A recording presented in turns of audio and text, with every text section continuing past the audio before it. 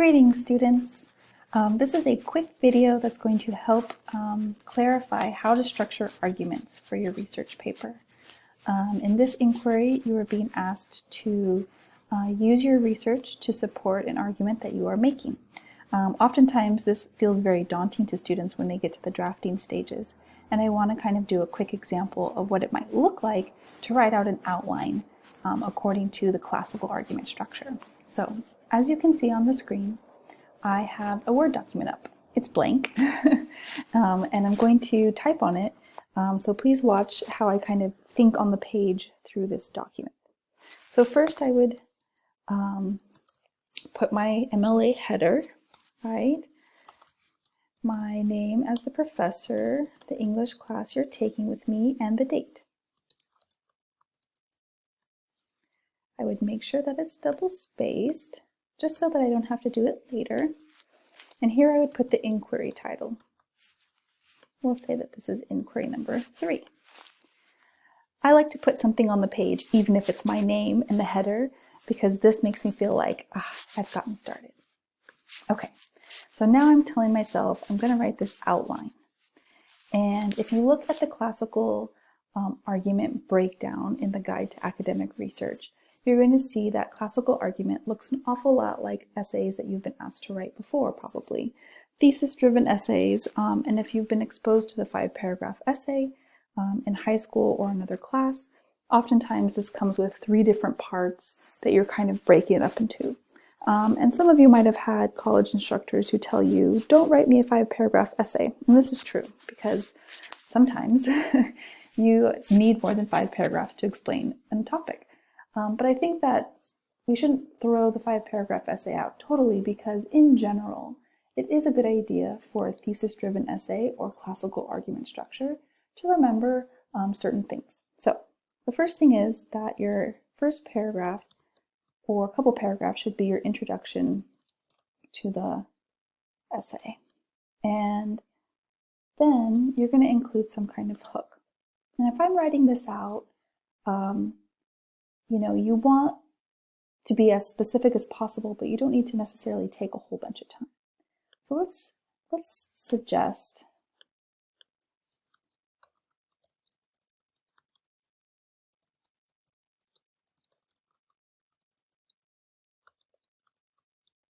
let's pretend that the prompt is asking us to argue that cats or dogs are better. Now let me tell you, this is a controversial subject. Actually, my daughter, who is in kindergarten, recently had a class vote about whether or not they should have cats or dogs as their class mascot. Let me just tell you, it got very heated. And so without telling you right now, but thinking towards my essay, maybe the hook would be describing my daughter's class vote about whether cats or dogs should be the class mascot.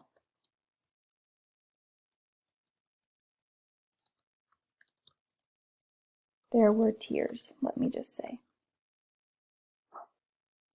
This is all I need to write for myself here.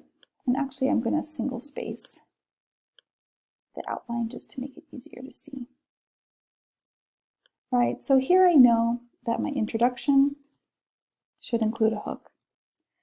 After this, I'm going to introduce the topic. And this is where you can introduce the topic, hint towards the prompt, stuff like that. Then the last part should be the thesis. Let's say that per my household, I'm going to argue that cats are better than dogs. Again, controversial, I know. But your thesis should be definitely the last part of the introduction. You'll notice here, this could be 1 paragraph, 1 to 2 paragraphs. For a research paper that's 4 to 5 pages. Here you have a little bit of time. Maybe I would take a whole paragraph with the hook and then get into this B and C as 1 paragraph. That would be fine. So here I'm making little notes to myself, right? All right, let me start thinking of reasons. Background. Maybe when you write background, your background needs to be what ideas your reader needs to know to understand the argument. Well, background then has to think about audience. Who would I be making this argument to? Maybe you're making this to a classroom of 5-year-olds, perhaps. And so you're going to think, what do young children need to know? Young children might need to know about responsibility. Young children might need to know about how to treat an animal, stuff like that. So in the background is where you're thinking through who's the audience of your argument, and what do they need to know in order for them to go on. In a research argument or research paper, you probably need to define some terms, make sure that you understand what's at stake here. Sometimes this is part of your so what ideas, because you can think of like the so what of having a pet, right?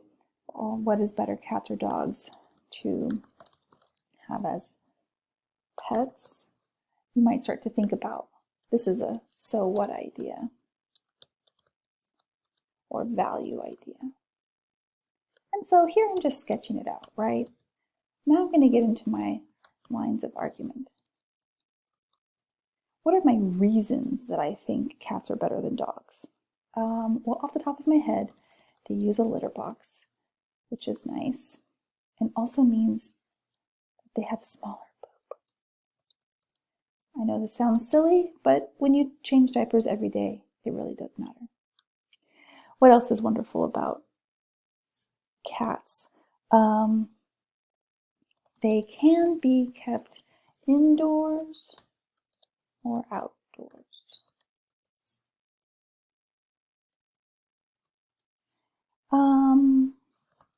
They catch small rodents, insects, or other animals. My cat attacked a possum once, which was not very smart. So here I want you to see that my lines of argument are going to be many different ideas, right? I'm thinking of like how they're going to use a litter box, that they can be kept indoors, they catch small rodents, stuff like that. These might all be different paragraphs. I might say one paragraph here, maybe 2 paragraphs here, and maybe even 2 paragraphs here. And I'm just guessing, right? I'm thinking through, how can I do this?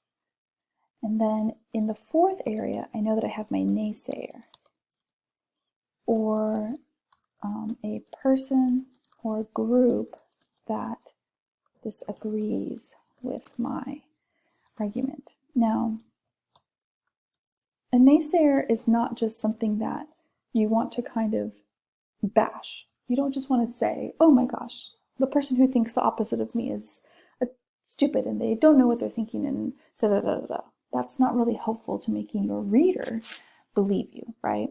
So let's say that my naysayer is a dog lover, which makes sense, right? If the prompt is which is better, cats or dogs, you can kind of imagine that the opposite might be someone who's saying, well, I think dogs are better as pets.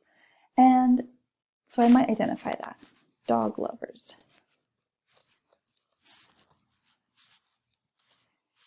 Right, and I might also want to mention that dogs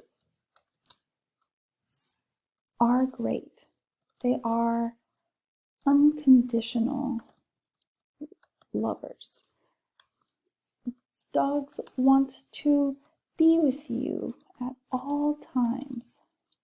They love you no matter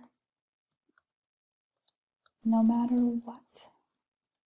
These are great qualities, right? A dog lover is going to say, yeah, I don't really like that cats sometimes aren't very friendly, or they're not always going to come to you when you want, to play or hang about.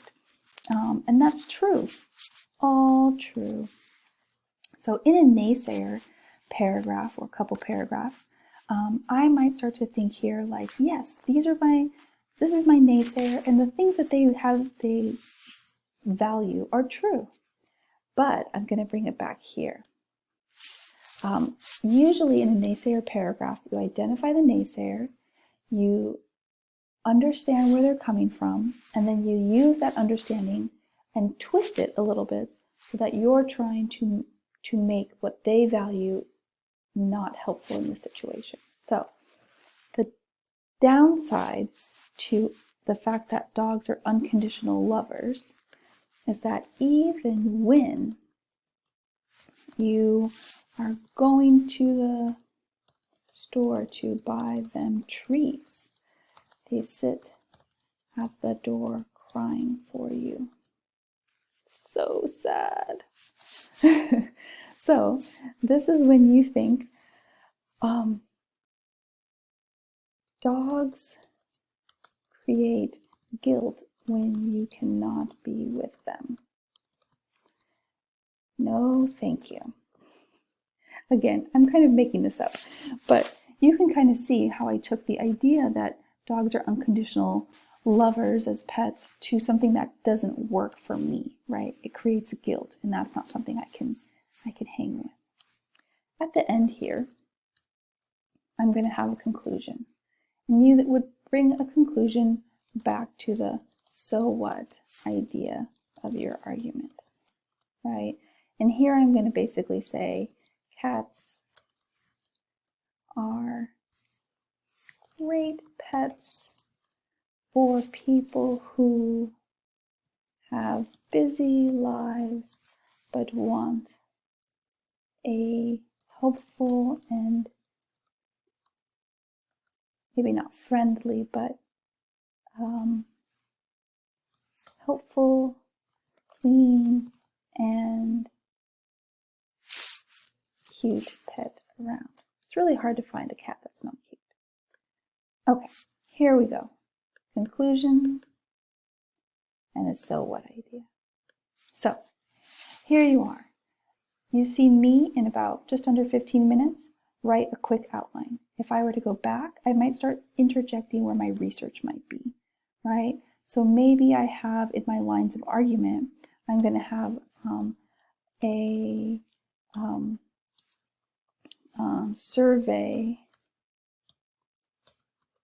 about how many pests cats catch in a year, right? And then maybe over here, I'm going to talk more about, this should be a 1, this would be a 2. I'm going to insert a source that describes